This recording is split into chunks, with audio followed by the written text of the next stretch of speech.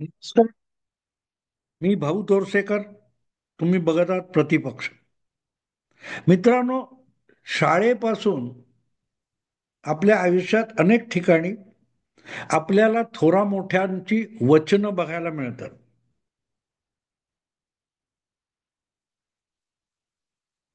मोठ्या मोठ्या लोकांनी बोलून ठेवलेली वाक्य असतात, शब्द असतात. ते ऐकल्यानंतर आपल्या आयुष्याला एक चांगली दिशा मिळेल ही अपेक्षा असते, आणि म्हणून लोकांना शिकवण्यासाठी यांचा सुविचार म्हणून वापर होत असतो. चांगली चांगली वाक्य लिहिलेली असतात. एक वाक्य आपण सातत्याने ऐकत असतो. तुम्ही बदला, जग बदलेल. हे ऐकलेलं आहे ना तुम्ही कुठेतरी? जग बदलावं ही तुमची अपेक्षा आहे, पण तुम्ही बदलायला तयार आहात का? हा प्रश्न असतो. आणि त्याचं उत्तर आपल्याला कधीच मिळत नाही. पण एक गोष्ट असते की जे बदलायचं आहे ते काय बदलायचंय हे माहिती असलं पाहिजे. आणि म्हणून जो बदल तुम्हाला घडावा असं वाटतो, तो जग बदलावा असं तुम्हाला वाटतं. पण जग बदलण्यासाठी तुमचं योगदान काय असेल या प्रश्नाचं उत्तर आपल्याकडे नसतं. आणि म्हणून मग आपली गडबड अशी होते की आपण जग बदलण्याची प्रतीक्षा करत बसतो, पण स्वतःला बदलत नाही. आणि त्या दृष्टीने आपल्याला मोटिवेट करण्यासाठी, प्रेरणा देण्यासाठी अशी वाक्य आणि काय ते विचार आपल्यासमोर मांडले जात असतात. तुम्ही बदला, जग बदलेल. मित्रांनो, हे मी कित्येक वर्षापासून कुठे ना कुठे ऐकलेलं वगैरे आहे. पण अचानक आज मला हे वाक्य आठवलं की तुम्ही बदला, जग बदलेल. तुम्हाला जो बदल करावासा वाटतो त्याची सुरुवात तुम्ही करा. हळूहळू करत जग बदललेलं तुम्हाला दिसेल. हे ऐकल्यावर जितकं सोपं वाटतं तितकं नाही, हे आपल्याला सुद्धा माहिती आहे की मी बदललो म्हणून जग कशावरून बदलणार आहे? कशाला बदलेल जग? मला पाहिजे हे जगालाच माहिती नसेल तर जग कशाला बदलेल हा उलटा प्रश्न विचारता येतो. पण उलटा प्रश्न विचारल्यामुळे जग बदलण्याची बिलकुल शक्यता नाहीये. पण मग मी तरी कुठे बदलणार आहे? तेव्हा जग बदलेल तेव्हा बदलेल, मी का नाही सुरुवात करायची असा विचार केला तर खरोखरच जग बदलायला सुरुवात होतं. आणि ज्या वेळेला तुमच्यातले बदल जगाला दिसतात, तुमच्याकडे बघण्याचा जगाचा दृष्टिकोन सुद्धा बदलायला लागतो. हे फार महत्वाचं आहे. आणि जेव्हा हा विचार सहज डोक्यात गेला तेव्हा माझ्या लक्षात आलं की अचानक ऑपरेशन सिंदूर नंतर किंवा पहलगामच्या घटनेनंतर पाकिस्तानला कायमचा धडा शिकवण्याची जी भूमिका भारत सरकारने घेतली, आणि ज्या प्रकारे काही तासांचा पाकिस्तानवर, दहशतवादी अड्ड्यांवर आणि पाकिस्तानी लष्करी तळांवर भारताने हल्ला चढवला, त्याचे जे परिणाम आले, देशी बनावटीची शस्त्रास्त्र वापरली गेली, आणि त्याचे जे परिणाम आले, ते परिणाम आल्यानंतर एक गोष्ट लक्षात येते की जग बदललं म्हणजे काय. मित्रांनो, 2014 मध्ये नरेंद्र मोदी देशाचे पंतप्रधान झाले तेव्हा त्यांच्याकडे खूप महत्वाकांक्षी योजना ते बोलून दाखवत होते. मोदी पंतप्रधान झाले 2014 मध्ये, 11 वर्षापूर्वी. तेव्हा भारताची अवस्था अशी होती की कोणी यावं आणि टपली मारून जावं. चीन कधी लडाखमध्ये घुसतोय, डोकलाममध्ये घुसतोय, गलवानमध्ये घुसतोय, आणि आपलं सैन्य त्याला उत्तर देण्याच्या परिस्थितीत सुद्धा नव्हतं. एके अंथनी सारखा संरक्षण मंत्री लोकसभेमध्ये, संसदेमध्ये सरळ सरळ सांगत होता की सीमेवर सेनेला हवे तसे पायाभूत काय त्या सुविधा उभी करायची आमची हिंमत नाहीये, कारण त्यामुळे चीनला राग येईल आणि चीन आपल्याशी लढाई पुकारेल. म्हणजे संरक्षण मंत्रीच घाबरलेला होता. आणि हे बदलायचं तर कसं बदलणार? राफेल ही विमानं घ्यायची म्हणून वाजपेयींच्या काळापासून चर्चा चालू होती. मध्ये 10 वर्ष युपीए सरकार आलं. त्या युपीए सरकारमध्ये चर्चा सुरू राहिली, पण राफेलची खरेदी होऊ शकली नाही. आणि भारताचं हवाई दल हे जेवढं विकलांग होतं तेवढंच विकलांग राहिलं. पण त्यामध्ये बदल करण्याची इच्छा या सरकारला झाली नाही, कारण त्यांना बदलायचंच नव्हतं. गांधीजी म्हणतात की find the purpose means will follow.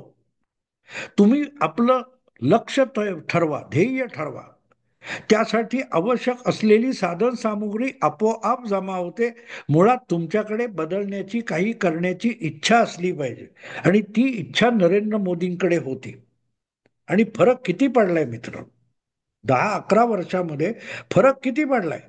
Modi ज्या वेळेला 2014 मध्ये पंतप्रधान झाले, त्या वर्षी भारताकडून भारतीय बनावटीची अस्त्र आणि शस्त्र फक्त 650 कोटीची जगात इतर देशांना विकली किंवा पुरवली गेली होती. किती? 650 कोटीची.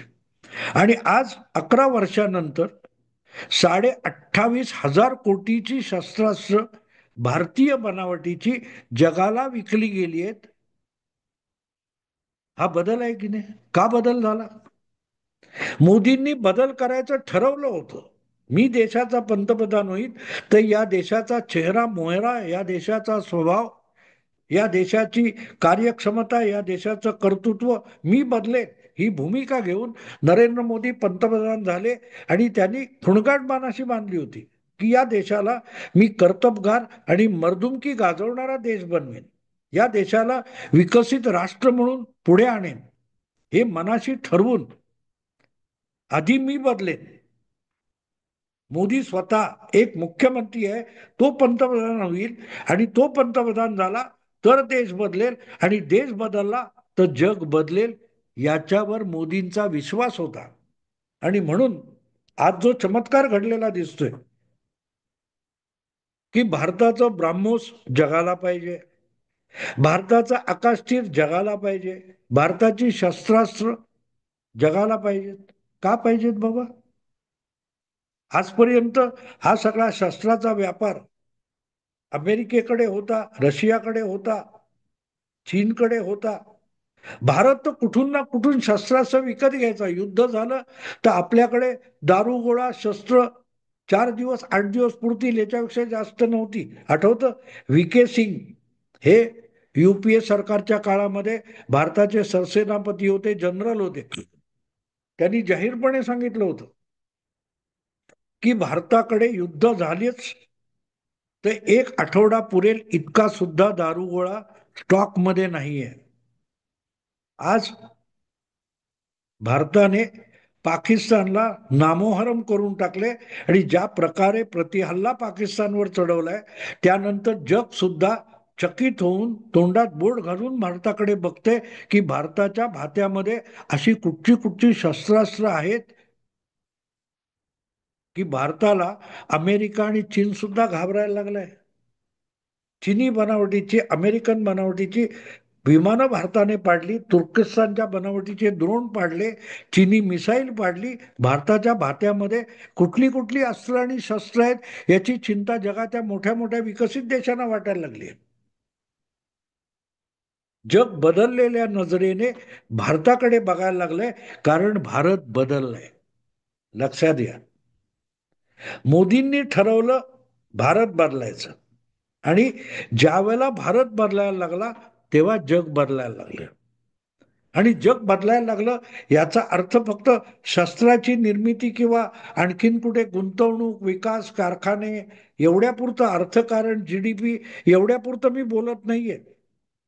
भारताकडे बघण्याचा दृष्टिकोन गेल्या 10 वर्षामध्ये, जगाचा दृष्टिकोन आमूलाग्र बदलून गेलेला आहे. ट्रम्प कॅनडामध्ये आलेल्या मोदींना व्हाईट हाऊसमध्ये या म्हणून बोलवतो, आणि मोदी झिडकारतात, झिडकारतात. फरक लक्षात घ्या. भारताचा दबदबा जगाला जाणवायला लागला, कारण तो जगाच्या दृष्टिकोनातला बदल आहे. की भारत आता पूर्वीचा राहिला नाही, नेहरूंचा भारत राहिला नाही, देवेगौडांचा किंवा मनमोहन सिंगांचा भारत राहिला नाही. भारत हा स्वयंभू सामर्थ्यशाली देश बनलेला आहे. भारत आपला शत्रू असू नये असं भल्या भल्या देशांना वाटायला लागले.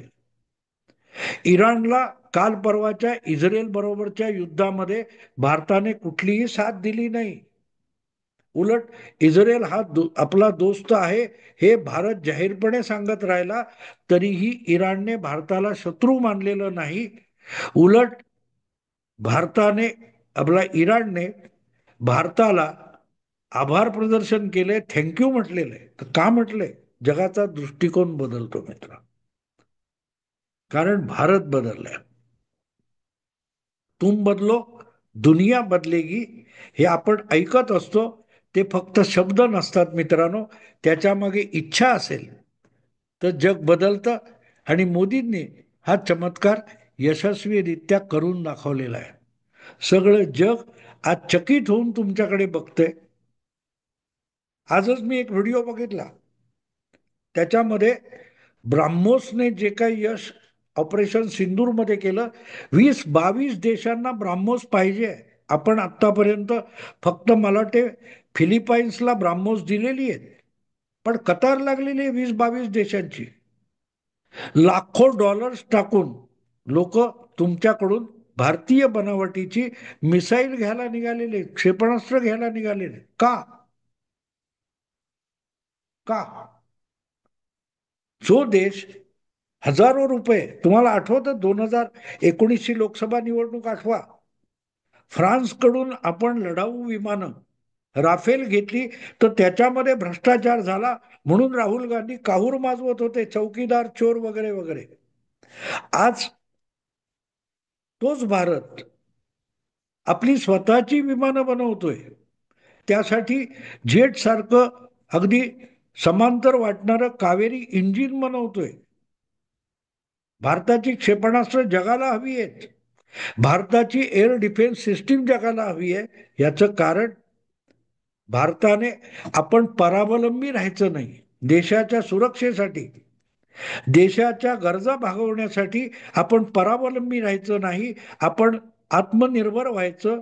ही भूमिका मोदींनी घेतली आणि गेली 7-8 वर्ष मोठ्या प्रयत्नांनी ती भूमिका जनसामान्यांपर्यंत नेली. आणि त्यातून ज्या ज्या पद्धतीचे प्रतिभा बाहेर येते, त्यातून जगाला, देशाला सामर्थ्यशाली बनवणारे शेकडो तरुण, हजारो तरुण पुढे आलेले आहेत. वेगवेगळ्या संस्था पुढे आले आहेत, वेगवेगळे उद्योगपती समोर आलेले आहेत. जी हत्यारं आपण बनवतोय ती भारतीय बनावटीची आहेत. आणि अगदी टाटांपासून, अदानी अंबानी पासून अनेक उद्योगपती आता शस्त्र उत्पादनाच्या व्यवसायात उतरलेले आहेत. आजपर्यंत आपण राफेल नावाच्या कंपनीकडून विमान घेतोय, लॉकहीड कडून विमानं घेतोय, जगातल्या वेगवेगळ्या अमेरिकेतल्या, युरोपातल्या कंपन्यांकडून लढाऊ साहित्य, काय ते बोफोर्स कडून आपण तोफा घेत होतो. आता आपण हे सगळं जगाला विकायला पण सिद्ध झालोय. हे कशामुळे झालं? आपण आपल्याला बदललं. आणि बदललं म्हणजे काय? आजपर्यंत आपण परावलंबी होतो. आपण स्वयंभू व्हायचं, स्वावलंबी व्हायचं, आत्मनिर्भर व्हायचं. यासाठी देशाच्या पंतप्रधानाने कंबर कसली. आणि त्यासाठी भेटेल त्याला, दिसेल त्याला, उद्योगपती असो, तरुण असो, इच्छुक असो, उमेदवार असो, विद्यार्थी असो, या सगळ्यांना प्रेरित करण्याचा विडा उचलला नरेंद्र मोदींनी. आणि बघता बघता देश बदलायला लागला. देश बदलायला लागला. आणि जग चकित होऊन का बघतंय की 10 वर्षापूर्वी जो देश आपल्याकडे 8 दिवसाचं युद्ध झालं तर दारुगोळा नाही म्हणून रडत होता, तो देश संपूर्ण देशी बनावटीची हत्यारं आणि अस्त्रशस्त्र वापरून पाकिस्तानला नतमस्तक करतो. पाकिस्तान वापरत असलेल्या अमेरिकन आणि चिनी हत्यारांना आणि शस्त्रांना नामोहरम करून टाकतो. तर या देशाकडे अशी काय क्षमता आहे? त्यामुळे जग अचंबित झालेलं आहे. जग बदललं म्हणजे काय? जगाचा भारताकडे बघण्याचा दृष्टिकोन बदललाय. आणि त्याला जग बदलणं म्हणतात. आणि एवढ्यावर येऊन थांबत नाहीये. एवढ्यावर नेहरूंच्या काळामध्ये भारताला व्हिटो पॉवर मिळत होती. सुरक्षा परिषदेचा कायम सदस्य म्हणून भारताला आमंत्रण देण्यात आलं होतं. पण नेहरूंना नोबेल पारितोषिक पाहिजे होतं, म्हणून त्यांनी सांगितलं आमच्यापेक्षा चीन मोठा आहे, चीनला व्हिटो पॉवर देऊन टाका. आणि त्यामुळे चीनला व्हिटो पॉवर मिळाली. आणि आज तोच चीन सामर्थ्यशाली होत असलेल्या भारताला व्हिटो पासून वंचित राखण्यासाठी त्याच व्हिटोचा वापर करतोय. कसं दुर्दैव आहे बघा, नेहरूंनी भारताला किती पंगू करून टाकलाय. नेहरूंनी स्वतःचं व्यक्ती महात्म्य वाढवण्यासाठी देशाला किती लुळापांगळा करून टाकला, याचं हे सगळ्यात मोठं उदाहरण आहे. की नेहरू मोठे झाले आणि नेहरू देशापेक्षा इतके मोठे झाले की देश छोटा होत गेला. नरेंद्र मोदींनी देश मोठा करायचा ठरवला. बदल, तुम बदलो देश बदलेगा. मोदींनी देश जो स्वतःला छोटा समजत होता, विकसित देशांच्या तुलनेमध्ये आपण गरीब देश आहोत, आपण भिकारी देश आहोत, आपण कंगाल देश आहोत, आपण मागासलेले आहोत, आपण विकसनशील आहोत, ही जी मानसिकता होती, त्यातून भारताला असा खेचून बाहेर काढण्याचा पराक्रम जो गेल्या 10-11 वर्षामध्ये नरेंद्र मोदींनी केला, त्यातून आज देश जगाला अचंबित करून सोडतोय. कारण देश बदलला, भारत बदलला, जग बदलणार आहे. जग बदलणार म्हणजे काय? पंतप्रधान झाल्यापासून प्रत्येक विदेशी दौऱ्यामध्ये आणि जागतिक मंचावर मोदी एक गोष्ट सातत्याने बोलत आले की या जगाला दहशतवाद मुक्त केलं पाहिजे. जगाला धोका आहे तो दहशतवादापासून आहे. अनेक देश एकमेकांच्या विरुद्ध कुरघोडी करण्यासाठी दहशतवादाचा आडोसा घेतात आणि त्यामुळे कायद्याच्या राज्याला प्रत्येक देशामध्ये एक संकट निर्माण झालेलं आहे, समस्या निर्माण झालेली. आणि म्हणून दहशतवादाच्या नावावर जी परस्पर युद्ध चालू आहेत ती रोखायची असतील तरच जग सुरक्षित होऊ शकेल.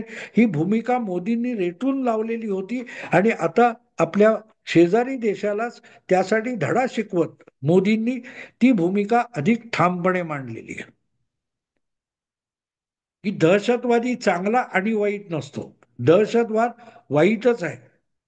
सगळ्यांना सोबत घेऊन जाईल असा नेता पाहिजे.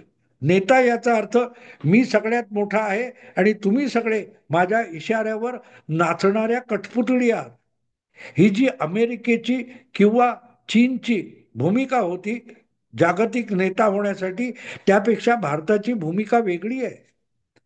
कोरोनाचं व्हॅक्सिन भारताने शोधून काढल्यानंतर तो फॉर्म्युला आपण छोट्या छोट्या गरीब देशांना फुकट देऊन टाकला, डोसेस दिले, त्याची रॉयल्टी पण घेतली नाही. आज सुद्धा मी हे जेव्हा बोलतोय त्याच्या 2 दिवस आधी अफगाणिस्तानमध्ये दीर्घकालीन युद्धामध्ये लोळे पांगळे झालेले शेकडो लोक आहेत.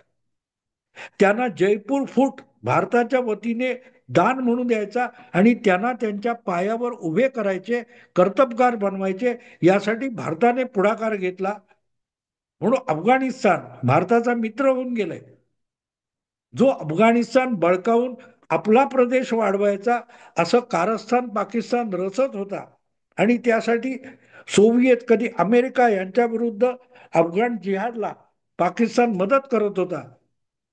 त्या पाकिस्तानला शत्रू मानून आज अफगाणिस्तान हा भारताचा जवळचा मित्र झालेला आहे. तुम्हाला आठवत असेल विश्वचषक क्रिकेट स्पर्धा होती, त्यामध्ये पाकिस्तानला हरवल्यानंतर अफगाणिस्तानच्या क्रिकेट संघातल्या खेळाडूंनी भारत माता की जय ही घोषणा केली होती.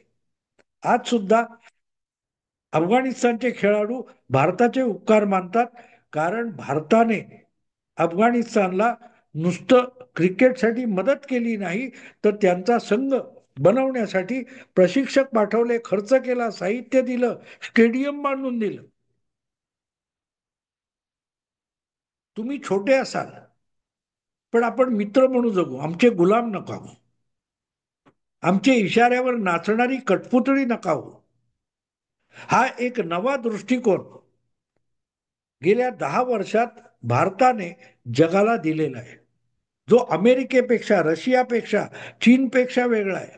की आम्ही सामर्थ्यशाली देश आहोत, आम्ही विकसित देश आहोत, आम्ही श्रीमंत देश आहोत, तुम्ही मागासलेले भिकारी देश आहात, त्यामुळे आम्ही फेकलेल्या तुकड्यावर जगा. ही जी आजपर्यंत श्रीमंत आणि सामर्थ्यशाली देशांची भूमिका होती, त्याला छेद देणारी नवी भूमिका घेऊन नरेंद्र मोदी यांनी भारताला जगासमोर पेश केलेला आहे. एक वेगळा भारत, एक नवा भारत. तुम बदलो, दुनिया बदली. मोदींनी एक बदललेला भारत जगासमोर पेश केलाय आणि बघा कसं जग बदलायला लागले. आणि हा बदल हा एवढ्या पुरता थांबणार नाहीये. हळूहळू तुम्हाला दिसेल, मोदी जर आणखी 10 वर्ष सत्तेत राहिले, भारताचं नेतृत्व करत राहिले आणि जगाला मार्गदर्शन करत राहिले, तर कदाचित जागतिक व्यवस्था जी आहे, दुसऱ्या महायुद्धानंतर, विश्वयुद्धानंतर जी रचना जगाची झालेली आहे, त्यामध्ये सुद्धा मोदी फार मोठा बदल घडवून आणतील आणि कदाचित 100 वर्षानंतर बदललेलं जग आपण 2030 नंतर बघू शकू, कारण आपण स्वतःला बदलतोय. मोदी भारताला बदलतायत आणि म्हणूनच भारताला बदलल्यामुळे जग सुद्धा बदलत चाललेलं आहे. एक सुविचार आपण वाचतो, पण इच्छा असेल तर तो सुविचार वास्तवात आणता येतो, हे देशाचे पंतप्रधान नरेंद्र मोदी यांनी दाखवून दिले. आपण त्याचे परिणाम बघतोय. मित्रांनो, विषय आवडला लाईक करा, शेअर करा आणि प्रतिपक्षाला सबस्क्राईब करा. नमस्कार.